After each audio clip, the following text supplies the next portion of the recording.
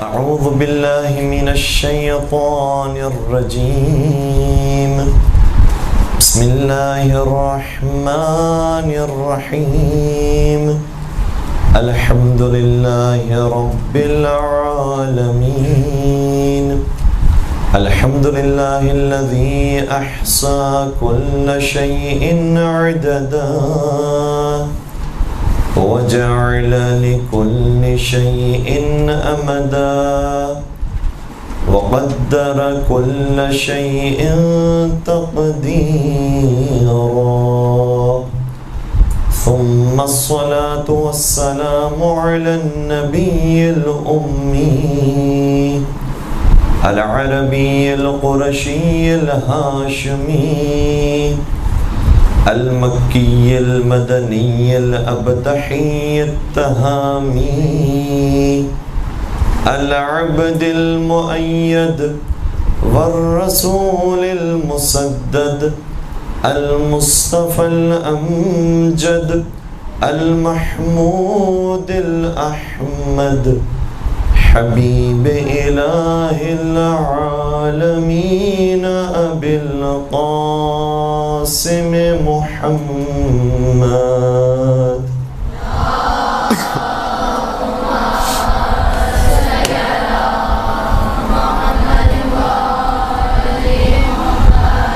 وعلى أهل بيته الطيبين الطاهرين المعصومين المظلومين الذين أذهب الله عنهم الرجس وطهرهم تطهيرا.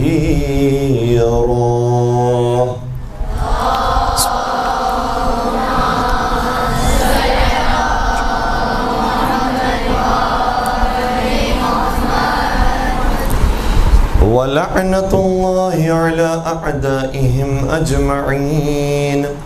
أما بعد فقد قال الله تبارك وتعالى في محكم كتابه المجيد وفرقانه الحميد. بسم الله الرحمن الرحيم.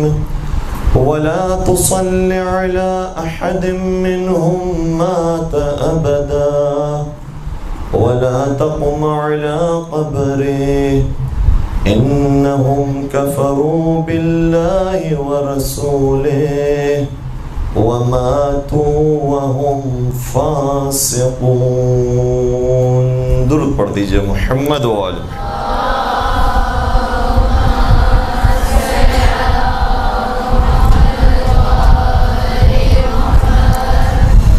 عزیزان گرامی، جو آج ہمارا موضوع سخن ہے وہ 40 سے متعلق ہے، اور بالخصوص زیارت امام حسین اور ان ایام میں مجلس امام حسین علیہ السلام کو منعقد کرنے کے بارے میں. اس آیت کو ابھی آپ کی خدمت میں سرنامہ کلام کے طور پر پیش کیا. سورہ توبہ کی آیت ہے، سورہ توبہ کی آیت نمبر 84، آیت نمبر 86. ارشاد رب العزت ہوتا ہے کہ وَلَا تَقُمْ عَلَىٰ قَبْرِهِ وَلَا تُصَلِّ عَلَىٰ أَحَدٍ مِّنْهُمْ مَاتَ أَبَدًا.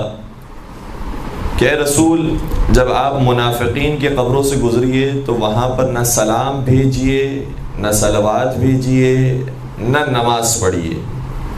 یہ میں نے اتنے سارے ترجمے کیوں بیان کیے جبکہ لفظ ایک استعمال ہوا ہے وَلَا تُصَلِّ عَلَىٰ أَحَدٍ مِّنْهُمْ. وَلَا تُصَلِّ کا مطلب کیا ہے؟ صلاۃ نہ بھیجیے. اور صلاۃ کے دو معنی ہیں. ایک صلاۃ کے معنی وہ ہے کہ جو قرآن کریم میں اس انداز سے بیان ہوا ہے کہ ان اللہ وملائکتہ یصلون علی النبی یا ایھا الذین آمنوا صلوا علیہ وسلموا تسلیما.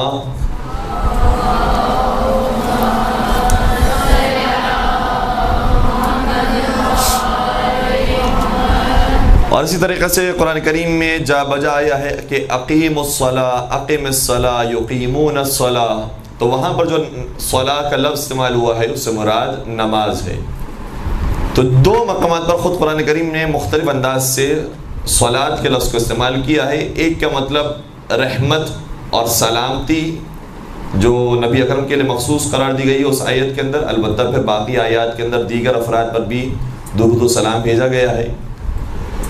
تو ایک مطلب درود و سلام ہے صلاۃ کا، دوسرا مطلب صلاۃ کا نماز ہے۔ اس لیے یہاں پر دونوں طرح کے ترجمے کیے گئے ہیں کہ اے رسول جب آپ منافقین کے قبروں کے پاس سے گزریے تو وَلَا تُصَلِّ عَلَىٰ أَحَدٍ مِّنْهُمْ، ان کے قبر پر نہ نماز پڑھیے نہ ان پر درود و سلام بھیجیے۔ مات ابدا، یہ لوگ وہ ہیں کہ جو مر چکے ہیں۔ اچھا، ابدا کے لیے بھی مختلف ترکیبیں بیان کی گئی ہیں۔ یہاں پر جو عربی سمجھنے جاننے والے افراد موجود ہیں وہ مجھ سے زیادہ بہتر جانتے ہیں کہ ابدا ایک طرح سے تمیز ہے لا تصلی کے لیے بھی، اور بعض افراد نے اس کو ماتا کے لیے بھی تمیز قرار دیا ہے، لیکن جو بھی اس کا ترجمہ ہو، اتنا یقینی ہے کہ منافقین وہ ہیں کہ جن کی قبروں پر جا کر اپنا درود بھیجیے نہ نماز پڑھیے، کیونکہ یہ مر چکے ہیں۔ ماتا، انہیں موت آ چکی ہے۔ اور اسی آیت کے اندر دوبارہ سے لفظ استعمال ہوا ماتو وہم فاسقون، یہ مر چکے ہیں جبکہ فسق و فجور کی حالت میں دنیا سے رخصت ہوئے۔ عجیب بات یہ ہے کہ وہ قرآن جو منافقین کے بارے میں کہہ رہا ہے کہ یہ مر گئے ہیں، یہ مردہ ہو چکے ہیں، وہی قرآن جب رائے خدا میں شہداء کا ذکر کرتا ہے تو کیا کہتا ہے؟ وَلَا تَحْسَبَنَّ الَّذِينَ قُتِلُوا فِي سَبِيلِ اللَّهِ أَمْوَاتًا بَلْ أَحْيَاءٌ عِندَ رَبِّهِمْ يُرْزَقُونَ، خبرداری خیال نہ کرنا کہ جو لوگ رائے خدا میں قتل کر دیے گئے ہیں، شہید کر دیے گئے ہیں، وہ مردہ ہیں، بل احیاء، بلکہ وہ زندہ ہیں۔ توجہ ہے، بات پہنچ رہی ہے؟ ایک باوزہ بلند درود پڑھ دیجیے گا محمد و آلہ۔ سوری، یہاں پر کوئی صاحب پانی ذرا سا بھر دیجیے گا۔ تو ایک آیت میں قرآن کریم نے منافقین کے بارے میں بیان کیا کہ یہ مر چکے ہیں، انہیں موت آ چکی ہے، یہ مردہ ہو گئے ہیں، لیکن وہی قرآن شہداء کے بارے میں بیان کرتا ہے بل احیاء، شہداء زندہ ہیں، وہ مردہ نہیں ہیں۔ اس کے بعد قرآن کریم نے منافقین کے بارے ہی میں مزید آگے بیان کیا، اور گویا رسول اکرم سے خطاب ہو رہا ہے، لیکن امام جعفر صادق علیہ السلام ارشاد فرماتے ہیں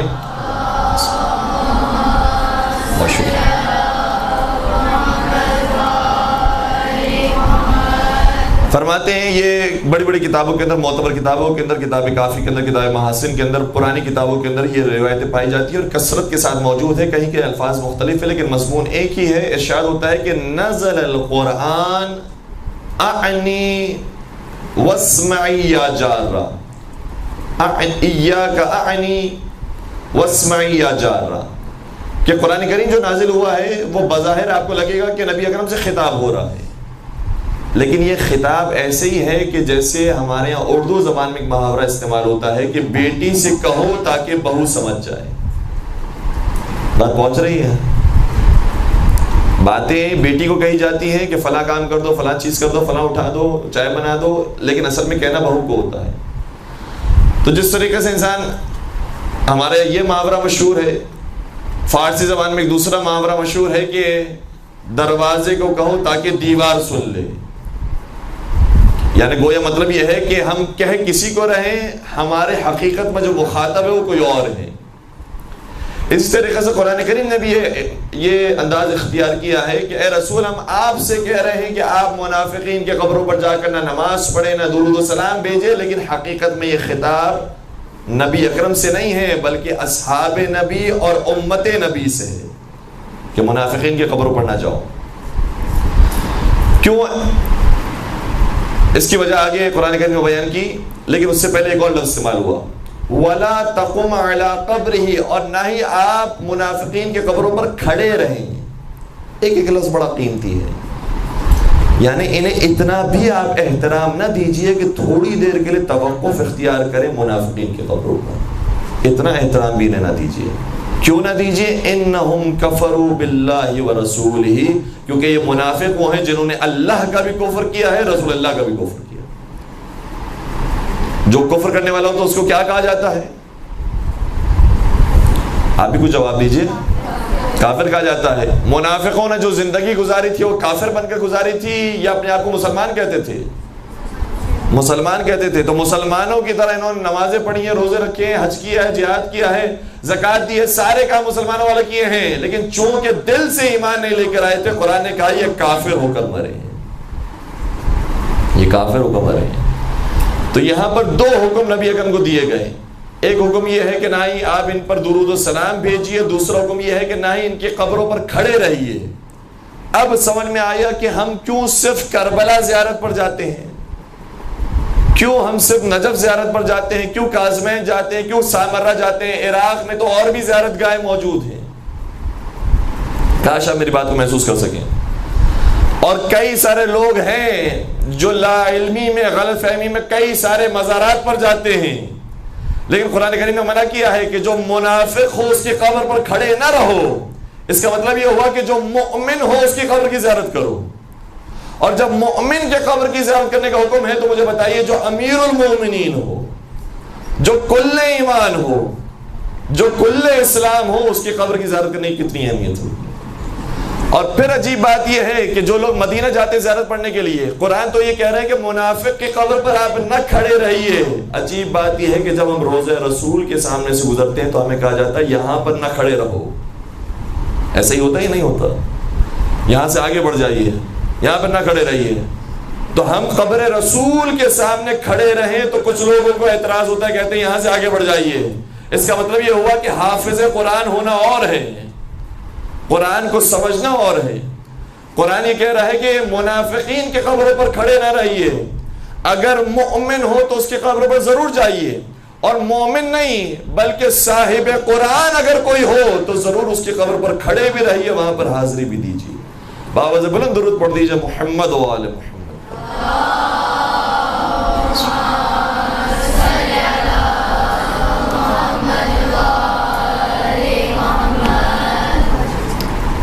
تو ہم اس لیے جاتے ہیں قرآن زیارات پر کیونکہ قرآن کریم نے حکم دیا ہے. اور نبی اکرم کا طریقہ یہ رہتا تھا کہ ہر ایک کی قبر پر جاتے تھے، سلام اور صلوات بھیجا کرتے تھے یا نماز پڑھا کرتے تھے اور کچھ دیر کے لیے توقف اختیار کرتے تھے. یہ اخلاق نبی میں شامل تھا. تو نبی کا اخلاق اتنا خوبصورت تھا کہ ہر ایک کی قبر پر جایا کرتے تھے، لیکن پروردگار کی طرف سے آواز آئی جو منافق اس دنیا سے گیا ہے آپ اس کی قبر پر نہ کھڑے رہیے. عجیب بات یہ ہوئی کہ نبی اکرم کے زمانے میں تو پتہ نہ چل سکا جو بڑے بڑے منافقین تھے وہ کون کون تھے، کیونکہ انہیں موت نہیں آئی. لیکن جب تک مولا متقیان زندہ تھے کچھ لوگوں کی مدینے میں جنازے اٹھتے تھے، لیکن مولا ان کے جنازوں میں شریک نہیں ہوتے تھے. مجھے نہیں معلوم بات پہنچ رہی. کچھ لوگوں کے جنازے مدینے میں اٹھے ہیں، بڑے بڑے نامور افراد کے جنازے اٹھے، لیکن نبی اکرم مولا متقیان نہ ان جنازوں میں شریک ہوئے، نہ ان کی قبروں پر کھڑے رہے، نہ احترام کیا. لیکن ہاں اگر ایک جنازہ مدائن میں سلمان فارسی کا اٹھا تو وہاں پہنچے بھی، نماز جنازہ بھی پڑھی، وہاں توقف بھی اختیار کیا. تو اس آیت پر نبی اکرم نے ائمہ علیہم السلام نے عمل کیا، اور یہی طریقہ ہمیں سکھایا ہے کہ جو با ایمان حالت میں دنیا سے جاتا ہے اس کی قبر کے سامنے کھڑے رہنے میں کوئی مذائقہ نہیں. ضروری نہیں ہے کہ واقعاً کوئی نبوت اور امامت کا حامل شخص ہو صرف اسی کے قبر کی زیارت کی جائے، بلکہ کوئی بھی صاحب ایمان اس دنیا سے رخصت ہوا ہے، بس شرط یہ کہ منافق نہ ہو. اس کی قبر پر جا کر زیارت کرنے کوئی قباحت نہیں.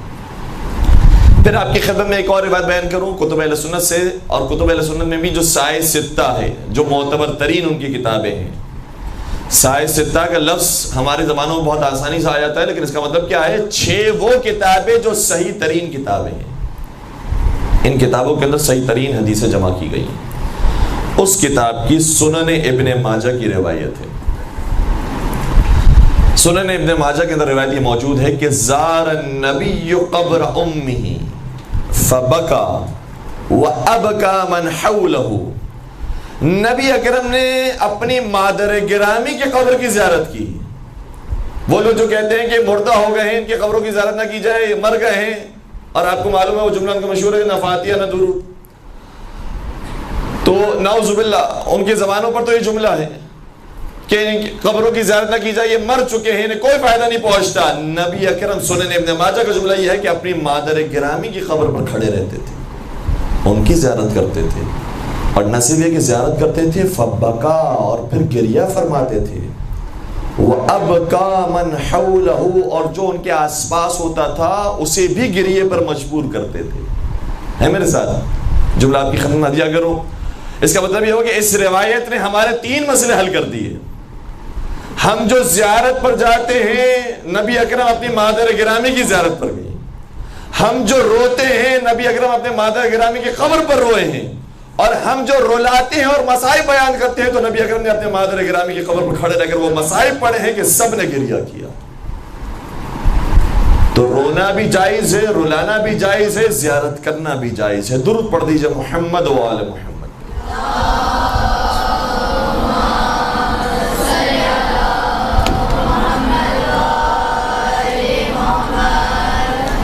اور ایک اور سوال ہمارا ان برادران سے ہوگا جو کہتے ہیں کہ نبی تو نبی ہوئے تھے 40 سال کے بعد، یہی کہتے ہیں مشہور ان کی بات، جبکہ ہمارا عقیدہ یہ ہے کہ کنت نبیا وآدم بین الماء والطین، نبی اس وقت بھی نبی تھے جب آدم علیہ السلام کی خلقت بھی نہیں ہوئی تھی، جب وہ پانی اور مٹی کے درمیان تھے اس وقت سے وہ نبی تھے، وہ نور تھے۔ بلکہ مولا حسین کی زیارت میں ہم پڑھتے ہیں اشہد ان قد کنت نورا فی الاصلاب الشامخ والارحام مطہرہ، کہ مولا حسین میں گواہی دیتا ہوں کہ آپ نور تھے، پاک و پاکیزہ اصلاب کے اندر، پاک و مطہر ارحام کے اندر آپ نور تھے، آپ کا وجود تھا، آپ کی خلقت ہو چکی تھی۔ تو ہمارا عقیدہ تو یہ ہے کہ نبی پیدا ہوتے ہی نبی ہوتے ہیں، لیکن اعلان نبوت انہوں نے 40 سال کی عمر میں فرمایا۔ سوال ان افراد سے جو یہ کہتے ہیں کہ نبی 40 سال کے بعد نبی بنے تھے، تو پہلا سوال تو یہ ہوگا کہ اس سے پہلے تک وہ کس دین پر تھے، اور اگر کہیں کہ کسی بھی دین پر نہیں تھے تو معاملہ اور خراب ہو جائے گا۔ اگر کہیں کہ دین ابراہیمی پر تھے، دین حضرت عیسیٰ پر تھے، پھر بھی کوئی بات ٹھیک سمجھ میں آتی ہے، لیکن اگر کہیں کہ نہیں جس طریقے سے باقی نعوذ باللہ بت پرست تھے، نعوذ باللہ نعوذ باللہ، تو پھر معاملہ تو بہت زیادہ خراب ہے، کیونکہ روایت کا جملہ یہ ہے کہ نبی نے اپنی مادر گرامی کی قبر کی زیارت کی ہے۔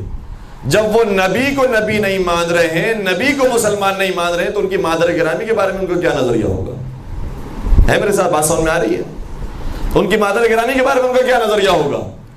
اور اگر وہ یہی کہتے ہیں کہ نہیں واقعاً وہ مسلمان نہیں تھے نعوذ باللہ، تو اس کا مطلب تو آپ کی اس روایت نے دائرے کو اور زیادہ وسیع کر دیا کہ نبی نہ صرف یہ کہ مسلمانوں کی قبر کی زیارت کرتے تھے، بلکہ آپ کے نظریے کے مطابق جو پہلے جن کی وفات ہو چکی ہے اور جو اسلام سے پہلے انتقال ہو گیا اور نعوذ باللہ مسلمان نہیں تھے، ان کی قبر کی بھی نبی اکرم زیارت کیا کرتے تھے، تو معاملہ تو آپ کے یہاں اور زیادہ خراب ہو جائے گا۔ ہمارا عقیدہ یہ ہے کہ وہ دین ابراہیمی پر تھے، ان کی والدہ دین ابراہیمی پر تھی، یا بعض روایت کے مطابق دین حضرت عیسیٰ علیہ السلام پر تھی، مسلمان تھی، کیونکہ اسلام وہ ہے کہ جو حضرت آدم علیہ السلام کے زمانے سے چلا ہے، نبی اکرم کی دور تک آیا ہے، شریعتیں مختلف ہوتی رہی لیکن دین ایک ہی تھا۔ توحید اس زمانے میں بھی تھی، آخرت پر عقیدہ اس زمانے میں بھی تھا، عدل پر عقیدہ اس زمانے میں بھی تھا، امامت پر عقیدہ جو اپنے اپنے انبیاء کے اعتبار سے تھا اس زمانے میں بھی تھا، نبوت پر عقیدہ اس زمانے میں بھی تھا۔ تو جو اصول دین ہے، جو اسلام ہے، وہ زمانے میں بھی تھا، لہٰذا ہمارے عقیدہ کے مطابق تو ان کی والدہ گرامی مسلمان اس دنیا سے رخصت ہوئی ہیں، تو مسلمان کی قبر کی زیارت کرنا آپ کی کتابوں سے ثابت ہوتا ہے، اور اگر آپ مسلمان فرض نہ کریں تو ماشاءاللہ پھر دروازہ اور زیادہ کھل جاتا ہے۔ نہ صرف یہ کہ زیارت کا مسئلہ اس روایت سے حل ہو گیا، بلکہ یہ بھی مسئلہ حل ہو گیا کہ اگر کوئی شخص روتا ہے ان کے اوپر تو رونا بھی جائز ہے، رلانا بھی جائز ہے۔ جب ان کی مادر گرامی پر رونا رلانا جائز ہے، جبکہ ان کا بدن صحیح و سالم تھا جب وہ دنیا سے رخصت ہوئی، کوئی انہیں تکلیف نہیں پہنچائی گئی، شہید نہیں کیا گیا، قتل نہیں کیا گیا، تو وہ حسین کے جو 3 دن کے بھوکے پیاسے مارے گئے، جو اپنے وطن میں بھی مارے جا سکتے تھے لیکن نانا کے مدینے کو بچانے کی خاطر، قبر رسول کے احترام کی خاطر، مکہ کے احترام کی خاطر وہ کربلا کے دشت میں جا کر شہید کیے گئے۔ پورا سفر ان کا ہے تو وہ فرما کے گئے ہیں کہ انی لم اخرج اشرا ولا بطرا ولا ظالما ولا مفسدا انما خرجت لطلب الاصلاح في امة جدي محمد اريد ان امر بالمعروف وانهى عن المنكر واسير بسيرة جدي محمد وابي علي۔ فرماتے میرا جو پورا یہ سفر ہے وہ امر بالمعروف کا سفر ہے، نہیں منکر کا سفر ہے، میں دین اسلام کی خاطر نکلا ہوں، نانا کی امت کی اصلاح کرنے کے لیے نکلا ہوں، تو جو اصلاح امت کے لیے اپنا وطن چھوڑے، اپنی اولاد کو ساتھ لے لے، اپنے گھر والوں کو ساتھ لے لے، اس کے بعد مکہ کی سرزمین کو بھی چھوڑے، پھر 3 دن کا بھوکا پیاسا نہ صرف خود ذبح کیا جائے بلکہ ان کی اولاد کو بھی ذبح کر دیا جائے، ان کے اہل حرم کو بھی مخت و چادر کر دیا جائے، کیا حق نہیں بنتا کہ ان کا بھی گریہ کیا جائے؟ نبی اکرم تو اپنی مادر گرامی پر گریہ کر رہے ہیں۔ اس کا مطلب یہ ہوا کہ جو بھی جلیل القدر شخصیت اس دنیا سے رخصت ہو اس پر رونا بھی جائز ہے اور رلانا بھی جائز ہے۔ ایک درود پڑھ دیجیے گا محمد و آل محمد۔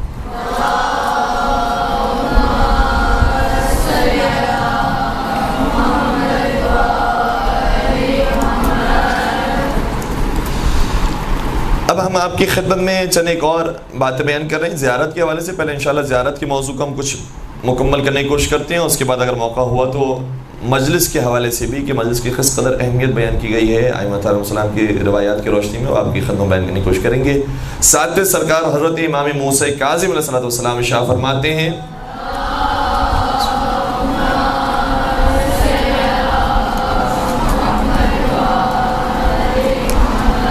کامل الزیارات کی روایت ہے، معتبر ترین کتابوں کے اندر اس کا نام شامل ہے، ابن قولوی کی لکھی ہوئی کتاب، جن کی مرقد، جن کا مزار، جن کی قبر حرم حضرت کاظمین کے اندر موجود ہے، شیخ مفید کے ساتھ، چونکہ شیخ مفید کے استاد تھے یہ،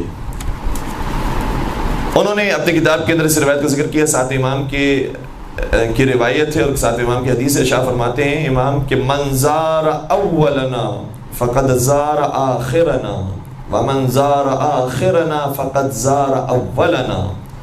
فرمائے جو شخص ہم میں سے کسی ایک کی زیارت کرنے کے لیے آتا ہے وہ پہلے امام کی زیارت کرنے کے لیے جاتا ہے، گویا سمجھ لے کہ وہ پہلے کی زیارت کرنے کے لیے نہیں گیا ہے، گویا 12ویں کی زیارت کرنے کے لیے گیا۔ پہلے کی زیارت گویا ایسے کہ جیسے 12ویں کی زیارت۔ اور اگر کسی نے ہم میں سے آخری جو ہیں جو شہید ہوئے ہیں جن کا مزار موجود ہے ان کی زیارت کرنے کے لیے جاتا ہے تو گویا ایسے ہی ہے کہ جیسے پہلے امام کی زیارت کرنے کے لیے گیا۔ یہاں پر یہ حدیث موجود ہے اور آپ کو یقیناً وہ حدیث یاد ہوگی، مشہور حدیث ہے اور وہ بھی معتبر کتابوں کے اندر پائی جاتی ہے کہ معصوم علیہ السلام نے فرمایا ہے کہ اولنا محمد واوسطنا محمد وآخرنا محمد وکلنا محمد۔ ہمارا پہلا بھی محمد ہے، ہمارا درمیانی محمد ہے، ہمارا آخری بھی محمد ہے، ہم سب کے سب محمد ہے یہ حدیث۔ تو ہم سب کے سب محمد سے مراد یہ ہے کہ ہم سب کے سب معصوم ہیں، سب کے سب پروردگار کی حجت ہیں، سب کے سب پروردگار کی طرف سے نمائندے ہیں، لہذا کوئی ایک کی بھی زیارت کرنے کے لیے جاتا ہے کوئی ایسے کہ جیسے سبھی کی زیارت پر وہ پہنچا ہے۔ تو مولا حسین کی زیارت کرنے کے لیے انسان جائے یا کسی بھی امام کی، امام رضا علیہ السلام کی زیارت کرنے کے لیے انسان جائے تو کوئی ایسے ہی کہ جیسے باقی ائمہ کی بھی زیارت اس نے حاصل کر لی۔ اس کے بعد کربلا کے سفر کے لیے جو روایات آئی ہیں وہ بڑی عجیب و غریب ہیں اور بہترین روایات ہیں اور اس قدر تاکید بیان کی گئی ہے کہ کربلا کی زیارت انسان کرے کہ کسی اور کی زیارت کے بارے میں اس قدر تاکید بیان نہیں کی۔ ایک روایت یہ ہے جس میں چھٹے سرکار حضرت امام جعفر صادق علیہ السلام سے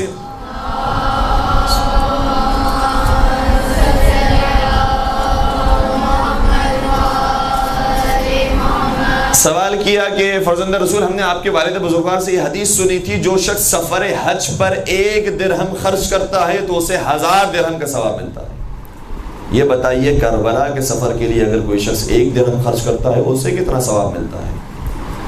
امام نے شاہ فرمایا اسے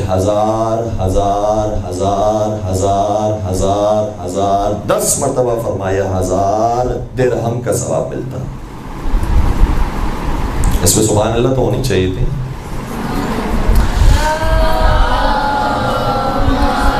صلی علی محمد وآل محمد وعجل فرجهم۔ 1 درہم ہم خرچ کرتے ہیں اور واقعی یہ کریم گھرانہ ہے، یہ تو ہندوؤں کے اوپر، کافروں کے اوپر، غیر مسلموں کے اوپر اتنا کرم کرتے ہیں، تو اگر چاہنے والا ان کے راستے میں 1 درہم خرچ کرے، چاہنے والا کچھ مال خرچ کرتا ہے، چاہے عزاداری پر خرچ کرتا ہے، چاہے زیارت پر خرچ کرتا ہے، کوئی بھی کام ان کے نام سے کرتا ہے اور ان کے نام کو زندہ رکھتا ہے، واقعی وہ اس کا جبران ضرور کرتے ہیں۔ حل جزاء الاحسان الا الاحسان، یہ تو سب کے لیے آیا ہے، سارے انسانوں کو یہ پیغام ہے تو وہ جن کی شان میں قرآن اترا ہو، وہ جن کے گھر میں قرآن اترا ہو، وہ اس آیت پر کیسے عمل کرتے ہوں گے؟ کہ کسی نے ہم پر احسان کیا ہو تو ضرور اس احسان کا بدلہ عطا کرے۔ تو ایک درہم اگر کوئی خرچ کرتا ہے کربلا کی زیارت پہ تو اسے 10 مرتبہ ملٹیپلائی کر لیجئے، ہزار کو، اب نہیں معلوم کہ اس میں یہاں پر ملٹیپلائی کا سائن لگے گا یا پلس کا سائن لگے گا، لیکن اتنا ضرور ہے کہ بہت بڑی تعداد میں اس کو درہموں کا ثواب ملنے والا ہے اگر وہ صرف 1 درہم خرچ کرتا ہے۔ اس کے علاوہ بعض دفعہ لوگ یہ ذہن میں سوال بھی آتا ہے اور پوچھتے بھی ہیں کہ اگر ہم صرف زیارت پڑھ لیں، نماز نہ پڑھیں تو کیا زیارت کا ثواب مل جاتا ہے؟ جی ہاں، بالکل مراجی نے بیان فرمایا ہے کہ زیارت کا ثواب مل جاتا ہے اگر صرف انسان نے زیارت پڑھی ہو، نماز نہ پڑھی ہو۔ لیکن اگر نماز پڑھ لیں گے تو مکمل زیارت کا ثواب ہوگا، بہت زیادہ ثواب ہوگا۔ اور کتنا زیادہ ثواب ہوگا وہ سنیے، چھٹے سرکار حضرت امام جعفر صادق علیہ السلام ارشاد فرماتے ہیں،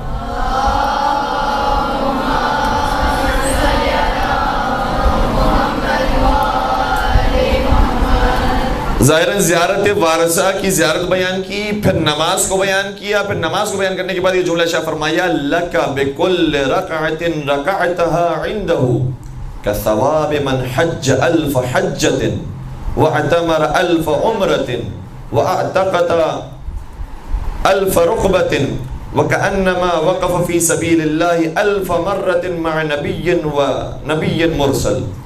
فرمایا جو شخص زیارت کے بعد، یا ہو سکتا ہے کہ یہ عمومیت بھی پائی جاتی ہو، کربلا میں جانے کے بعد 1 رکعت انجام دیتا ہے تو اس کو 1 رکعت میں، پوری نماز کی بات بھی نہیں ہو رہی، 1 رکعت پڑھنے کا ثواب اتنا ملتا ہے کہ جیسے اس نے 1000 حج کیے ہوں، 1000 عمرے کیے ہوں، 1000 غلاموں کو آزاد کیا ہو، اور 1000 مرتبہ جنگ میں نبی اکرم کے ساتھ شریک ہوا۔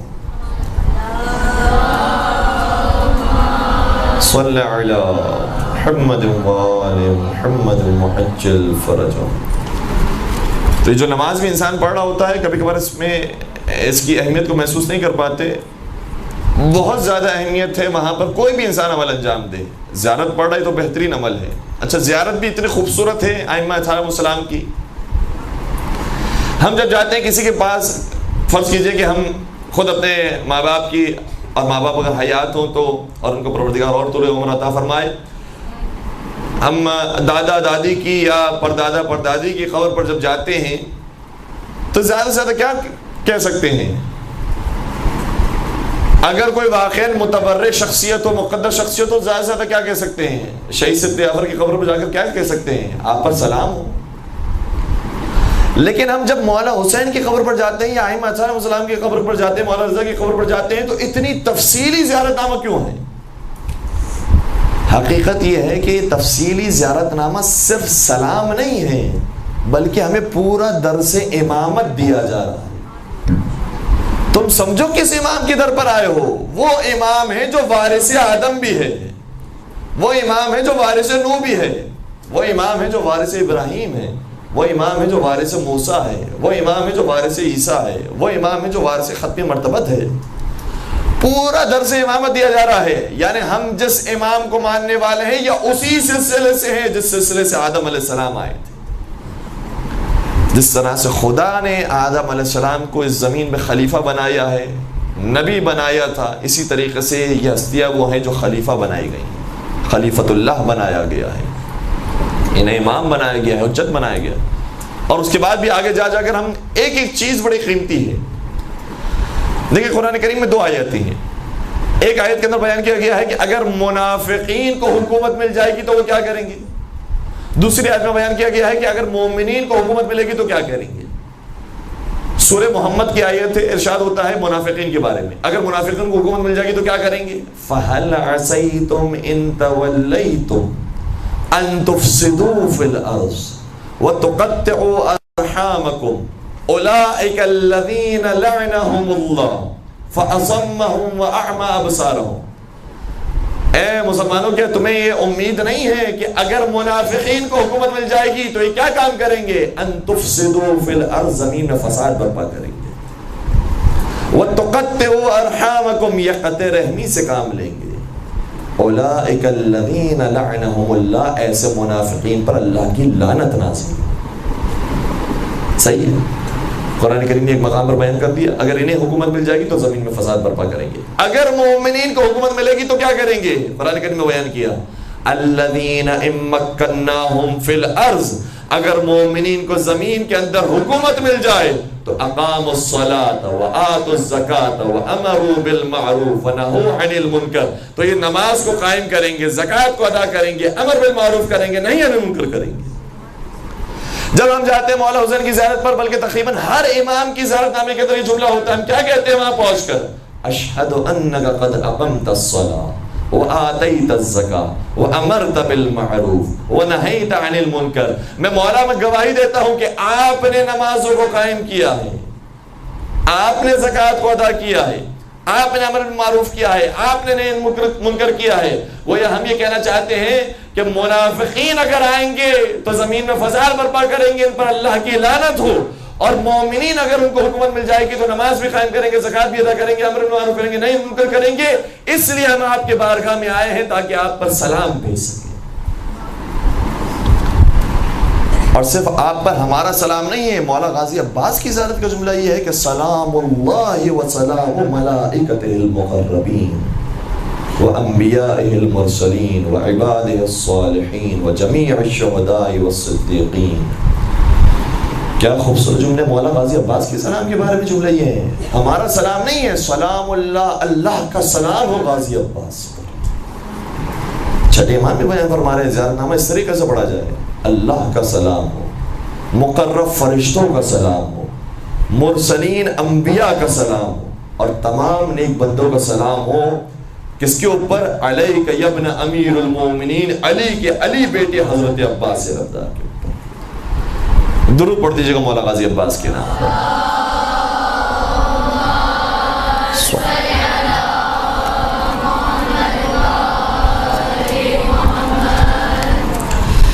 تو ہم جب زیارت پڑھنے کے لیے جاتے ہیں تو صرف یہ تصور نہیں فرمائیے گا کہ ہم سلام بھیج کر آ جاتے ہیں اور کیا ہوتا ہے، پورا ایک درس ملتا ہے ہمیں کہ ہم کس امام کی زیارت پر آئے ہیں جنہوں نے نمازیں قائم کی ہے، تو ہمیں کیا کرنا چاہیے، زکوٰۃ ادا کی، ہمیں کیا کرنا چاہیے، امر بالمعروف کیا، نہی منکر کیا، اللہ رسول کی اطاعت کی، یہاں تک کہ انہیں موت آ گئی۔ تو خود ہمیں امامت کو پہچاننے کا بھی سلیقہ ملتا ہے اور بندگی اور عبودیت کا بھی طریقہ ملتا ہے کہ ہمیں کیا کرنا چاہیے۔ چھڑے سرکار حضرت امام جعفر صادق علیہ السلام کی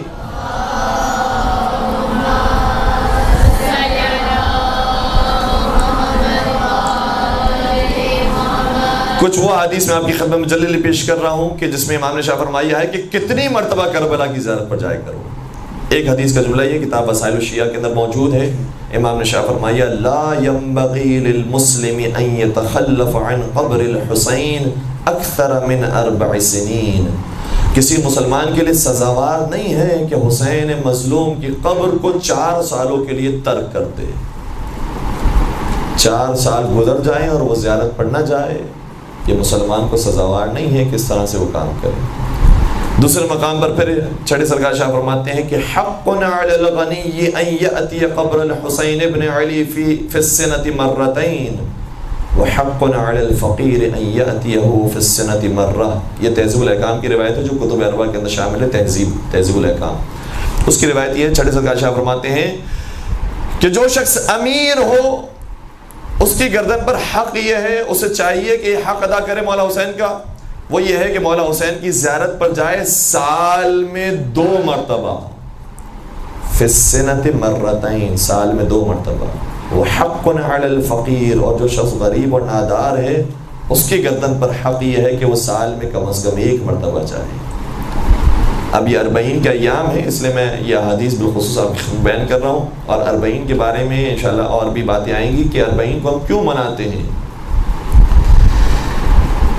8ویں سرکار حضرت امام علی رضا علیہ السلام بھی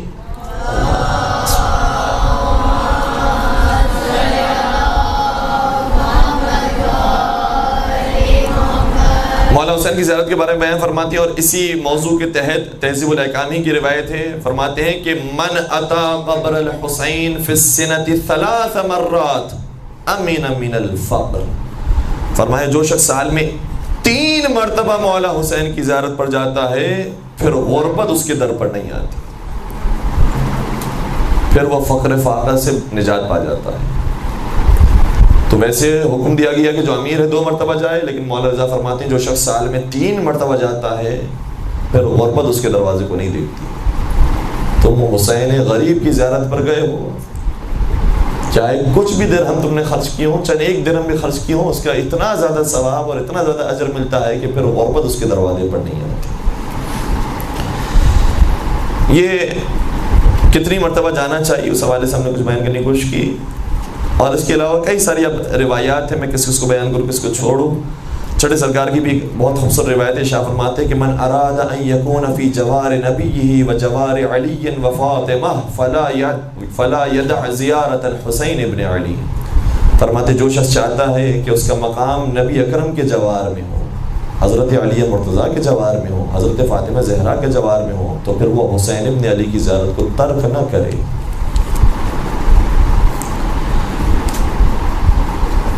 یہ عجیب روایت ہے اور واقعاً دل ہلا دینے والی روایت ہے، چھٹے سرکار ہی کی روایت ہے۔ فرماتے ہیں کہ ان فاطمہ بنت محمد تحضر لزوار قبر ابن الحسین فتستغفر لهم ذنوبهم، کامل زیارت کی روایت ہے۔ فرماتے ہیں کہ جو شخص حسین ابن علی کی زیارت پر جاتا ہے تو بنت رسول فاطمہ زہرا اس کا استقبال کرتی ہے۔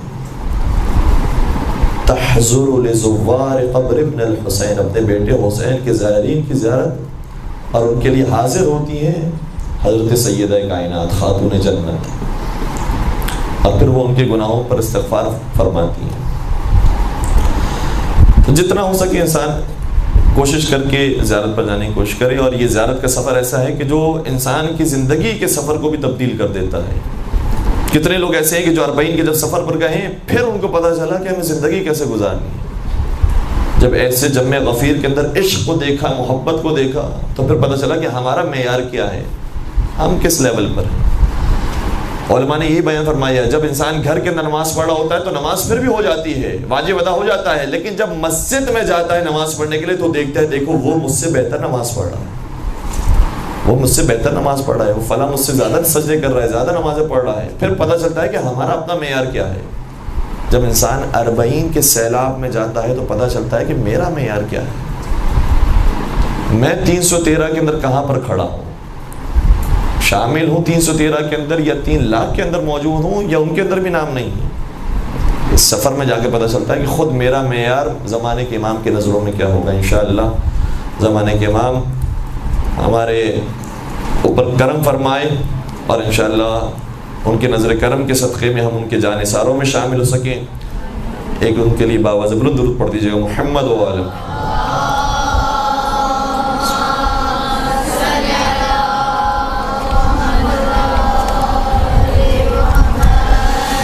اور آپ جانتے ہیں کہ متوکل کے زمانے میں کس کس طریقے سے زیارتیں ہوئی، مجھے بہت زیادہ تفصیل بیان نہیں کرنی، لیکن بس اتنا یاد رکھیے گا کہ پرانے زمانے میں مولا حسین کی زیارت کرنے کے لیے لوگوں نے اپنے ہاتھ کٹوائے، اپنے پیروں کو کٹوایا ہے۔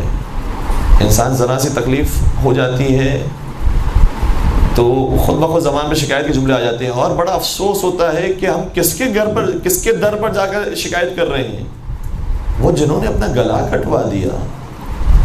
اگر تھوڑا سا زخم لگ گیا ہے، کوئی پھانس چھپ گئی ہے، پیروں میں ورم آ گیا ہے، ہم کس کے در پر جا کے شکایت بیان کریں؟ اگر خدا نہ خواستہ شکوے کا انداز ہو تو، ورنہ شکر کا انداز ہو تو کیا ہی بات ہے کہ جنہوں نے تو 3 دن کی بھوک و پیاس برداشت کر لی اور اتنے زخم سے ہیں کہ زخموں کو شمار کرنے والے شمار نہیں کر سکے، اور جب بدن کے زخموں کو شمار نہیں کر سکے تو روح پر لگنے والے زخموں کو کون شمار کرے گا؟ تو جاتے تھے زائرین زیارت کرنے کے لیے متوکل عباسی کے زمانے میں بالخصوص۔ اچھا، 40 کی زیارت کے بارے میں کیوں اس قدر تاکید بیان کی گئی ہے؟ ایک بات تو یہ ہے کہ ائمہ علیہ السلام نے 40 کی زیارت کو بطور خاص بیان کیا ہے کہ یہ خاص زیارت ہے 40 کی، جس طریقے سے شب قدر کی خاص زیارت ہے، جس طریقے سے شب عید کی خاص زیارت ہے، عرفہ کے دن کی خاص زیارت ہے، یعنی اس کے الفاظ بھی مختلف ہوتے ہیں، عاشور کے دن کی خاص زیارت ہے، اس کے الفاظ مختلف ہیں۔ اسی طریقے سے 40 کی بھی ایک خاص زیارت آئی ہے چھٹے سرکار سے۔ ایک بات تو یہ ہے۔ دوسری بات، وہ باتیں جو آپ ویسے ہی سنتے رہے ہیں اور جانتی ہیں وہ میں زیادہ تفصیل سے بیان نہیں کر رہا۔ 11ویں امام حسن عسکری علیہ السلام نے بیان فرمایا ہے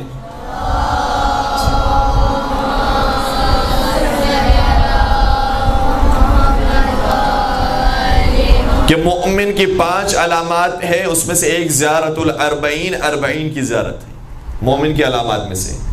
ایک اور بات یہ ہے کہ وہ قافلہ جنہوں نے اپنے مردوں کا ماتم نہیں کیا تھا، اپنے اولادوں کا ماتم نہیں کیا تھا، اپنے بھائی کا ماتم نہیں کیا تھا، وہ قافلہ بھی 40 کے دن آیا مولا حسین کی زیارت کرنے کے لیے۔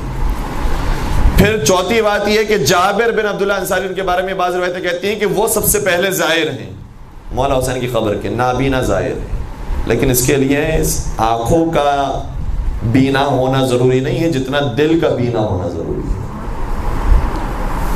وہ زیارت کرنے کے لیے آئے تو 40 کا دن تھا، اس لیے زیارت ہو رہی۔ لیکن اس کے علاوہ بھی کچھ اور روایات ہیں جس سے پتہ چلتا ہے کہ ہمیں 40 کو منانا چاہیے۔ 40 دن جو گزرے ہیں مولا حسین کے اوپر وہ معمولی دن نہیں ہیں جو یہ 40 کے دن گزر رہے ہیں۔ چھٹے سرکار حضرت امام جعفر صادق علیہ السلام ارشاد فرماتے ہیں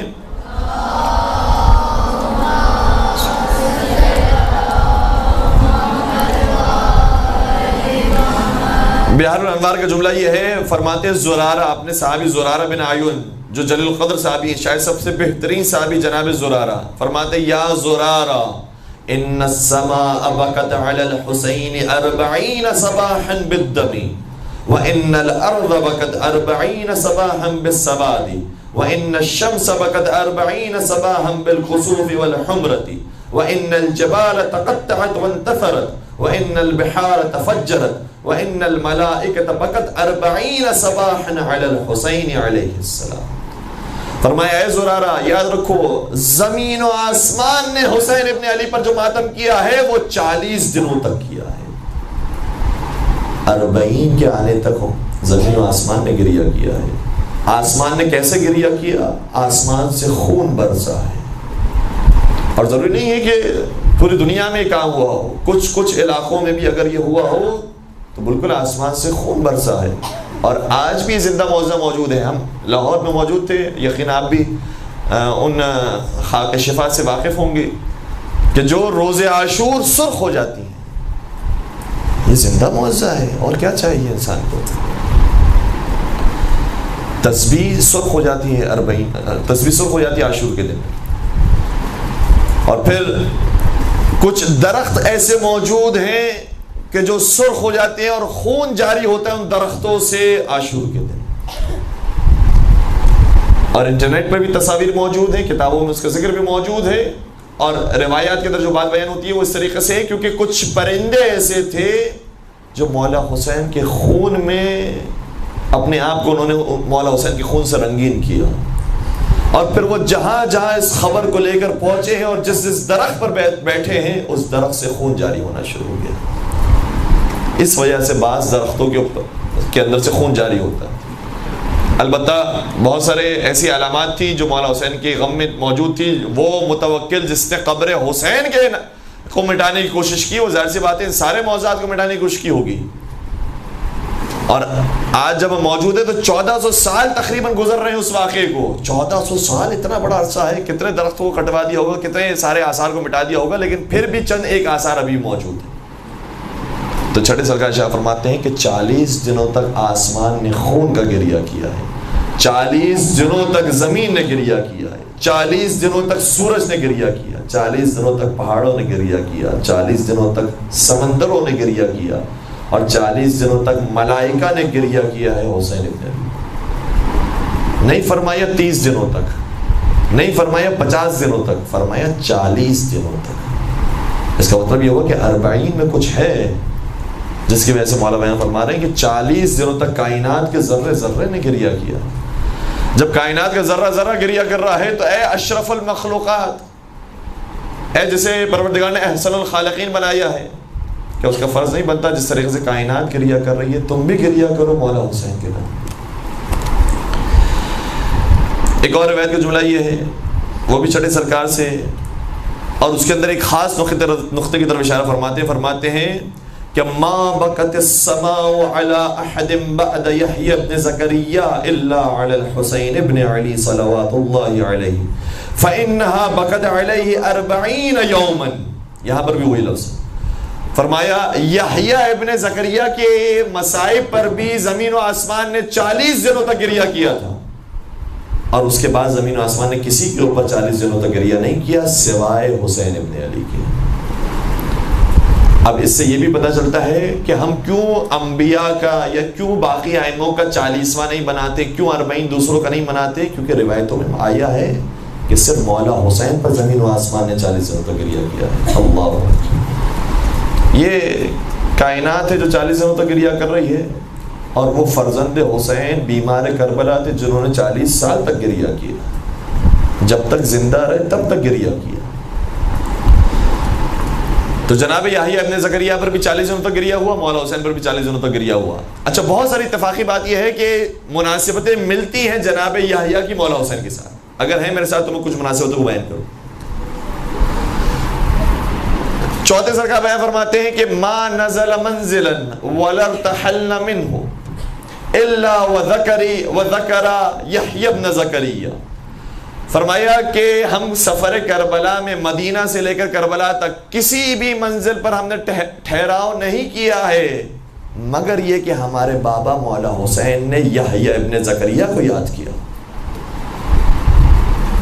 مختلف مقامات پر حضرت یحییٰ کو یاد کرتے تھے، گویا یحییٰ کا پیغام، یحییٰ کے اوپر جو مصائب آئے ہیں وہ خود بھی یاد کیا کرتے۔ میں آپ کی خدمت میں شہادت کی بعد میں مناسبت بیان کروں گا۔ پہلے ایک عجیب بات یہ بھی، روایت کا جملہ یہ ہے کہ 6 ماہ کے اندر مولا حسین کی ولادت ہوئی ہے، تو 6 ماہ ہی کے اندر حضرت یحییٰ کی بھی ولادت ہوئی تھی۔ حضرت حسین کا نام بھی اس سے پہلے کسی کے بچے کا نہیں رکھا گیا تھا، اور عربوں میں نام معروف نہیں تھا۔ اسی طریقے سے یحییٰ وہ نام تھا جو کبھی اس سے پہلے نہیں رکھا گیا تھا۔ اور پھر شہادت کی اگر مناسبتیں دیکھیں تو جس طریقے سے آقا حسین کے سر اقدس کو تن سے جدا کیا گیا، جناب یحییٰ کے بھی سر اقدس کو تن سے جدا کیا گیا۔ آپ کو معلوم ہے ان کا مزار شام میں موجود ہے، حضرت یحییٰ کے مزار، حضرت یحییٰ کے سر اقدس کو بھی تن سے جدا کیا گیا۔ پھر عجیب بات یہ ہے کہ جس طریقے سے سر حسین نے کلام کیا تھا، اسی طریقے سے سر یحییٰ ابن زکریا نے بھی کلام کیا تھا۔ وہ الگ بات ہے کہ مولا حسین نے جو کلام کیا تھا وہ آیات قرآنی سنائی تھی، لیکن حضرت یحییٰ کا کلام اپنے وقت کے بادشاہ کے سامنے تھا۔ پھر تیسری بات یہ کہ حضرت مولا حسین کا سر اقدس بھی تن سے جو جدا کیا گیا وہ کربلا میں جدا کیا، لیکن یہ سر کبھی کوفہ جاتا ہے تحفے کے طور پر پیش ہونے کے لیے، کبھی شام جاتا ہے ہدیے کے طور پر پیش ہونے کے۔ اللہ اکبر۔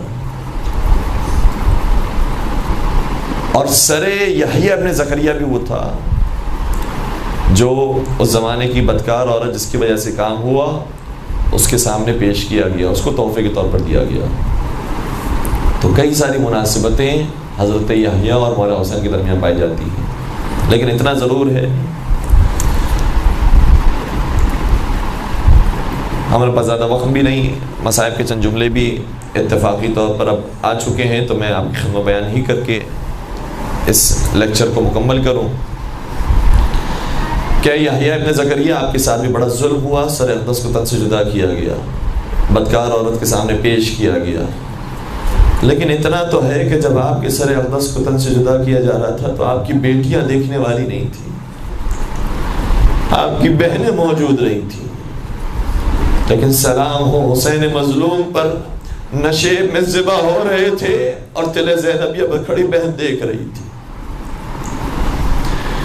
ایک اور فرق بھی سنیے گا، حضرت یحییٰ ابن زکریا کے سر اقدس کو تن سے جدا کیا گیا، لیکن بدن صحیح و سالم تھا، بدن پر کوئی تیر تو نہیں لگا ہوا تھا، لیکن ہائے حسین مظلوم، صبح عاشور سے لے کر عصر عاشور تک کتنوں کے لاشیں اٹھا کر کتنے تیر برداشت کیے تھے۔ جب لاشا زمین کربلا پر آیا تو سر بعد میں تن سے جدا ہوا، پہلے یہ لاشا تیروں پر معلق ہو گیا۔ اللہ اکبر۔ اور سنیں گے، اے یحییٰ ابن زکریا، جب آپ کے سر اقدس کو تن سے جدا کیا جا رہا تھا تو آپ کو 3 دن کا پیاسا تو نہیں رکھا تھا۔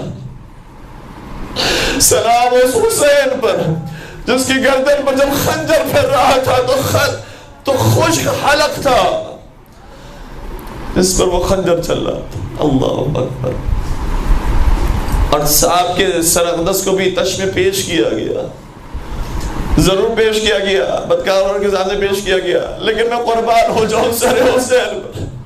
جب تشت ابن زیاد میں آتا ہے اور تشت یزید میں آتا ہے تو صرف پیش نہیں کیا جاتا تشت کے اندر، بلکہ یہ ملعون چھڑی اٹھاتے ہیں اور چھڑی اٹھانے کے بعد لبہائے مبارک مولا حسین پر مارتے، دندان مبارک مولا حسین پر مارتے ہیں۔ اور ایک صحابی جو دربار میں موجود ہے کہتا ہے ابن زیاد یہ ظلم نہ کر، میں نے اپنی آنکھوں سے دیکھا ہے رسول اللہ ان ہونٹوں کا بوسہ دیا کرتے تھے۔ اجرکم علی اللہ، اجرکم علی اللہ، رسول اللہ ان ہونٹوں کا بوسہ دیا کرتے تھے۔ اور یہ سر کی داستان بڑی عجیب ہے۔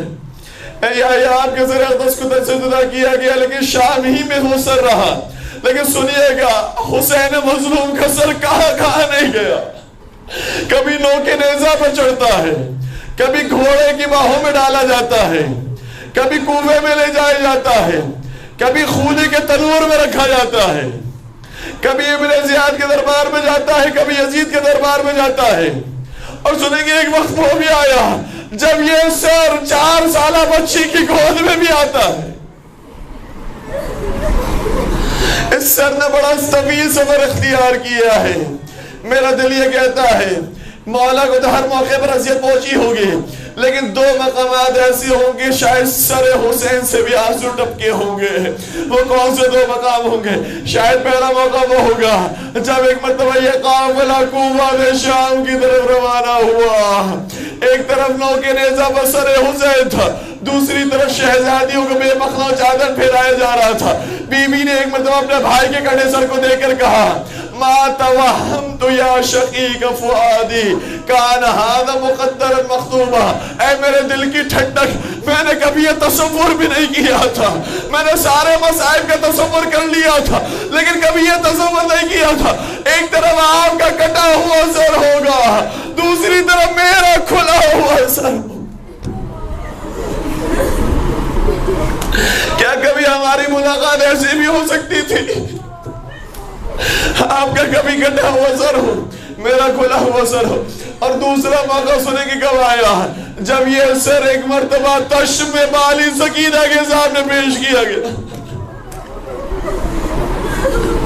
بی بی کو قرار نہیں ملتا تھا، وہ بی بی جس کو صرف اپنے باپ کے سینے پر نیند آتی تھی، ارے 30 دن تو کم از کم گزر گئے ہیں، باپ کی شکل نہیں دیکھی، بابا کی شکل و صورت نہیں دیکھی تھی، بابا بابا پکارتی رہی۔ ایک مرتبہ تشم سر کو پیش کیا گیا، بچی نے تشم کو دیکھا، کہا مجھے کھانا نہیں چاہیے، بابا چاہیے۔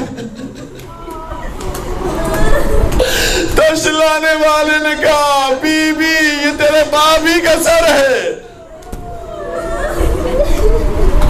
اور یہ کہنے کے بعد جو رومال اٹھایا، خدا کسی بیٹی کو یہ منظر نہ دکھائے۔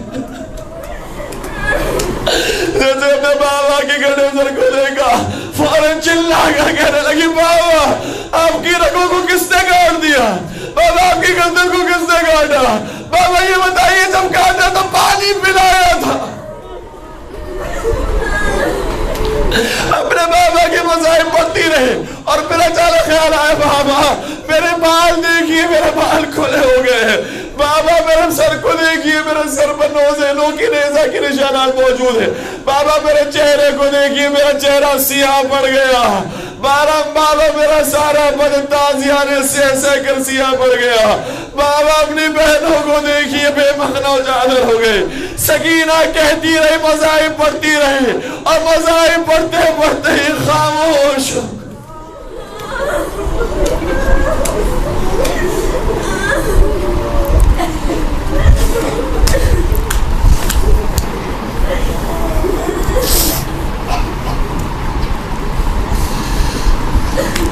اجرکم علی اللہ، ماشاءاللہ آپ نے مصائب مولا حسین کو سنا، سر حسین کے مصائب کو سنا، آپ نے سنا ہے تو گریہ کیا، اس بیٹی نے دیکھا ہے۔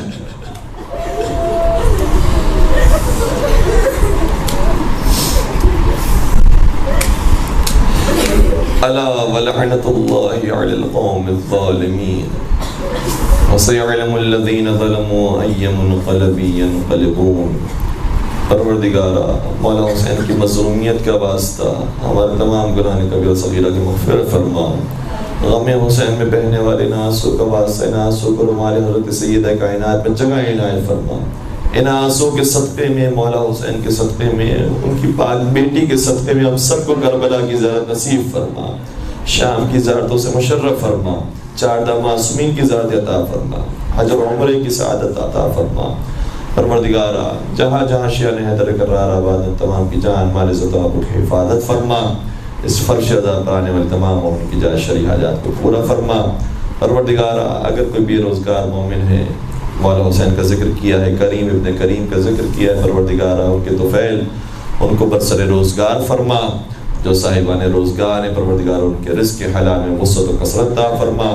پروردگارا جو بے اولاد ہے، جو حضرت سکینہ کی مظلومیت کا واسطہ، حضرت علی اصغر کا واسطہ، انہیں اولاد صالحہ نصیب فرما. جو صاحبان اولاد ہیں انہیں اپنی اولاد کی صحیح تربیت کرنے کی توفیق نصیب فرما. محبت محمد و آل محمد کے ساتھ جینا اور مرنا نصیب فرما. ان کی سیرت پر عمل پیرا ہونے کی توفیق عطا فرما. ان کی شفاعت سے بہرمند فرما. قرآن اور اہل بیت کے دامن کو تا حیات پکڑنے کی اور تھامنے کی توفیق نصیب فرما. پروردگار تمام مظالم سے انتقام کے لیے، بالخصوص خون حسین کے انتقام کے لیے اپنی آخری حجت اور ہادی امام عصر والزمان کے ظہور میں تعجیل فرما. ہمیں ان کے عاشقین محبین سچے چاہنے والے اور ماننے والوں کو شمار فرما. ربنا تقبل منا انك انت السميع العليم وتب علينا انك انت التواب الرحيم برحمتك يا ارحم الراحمين.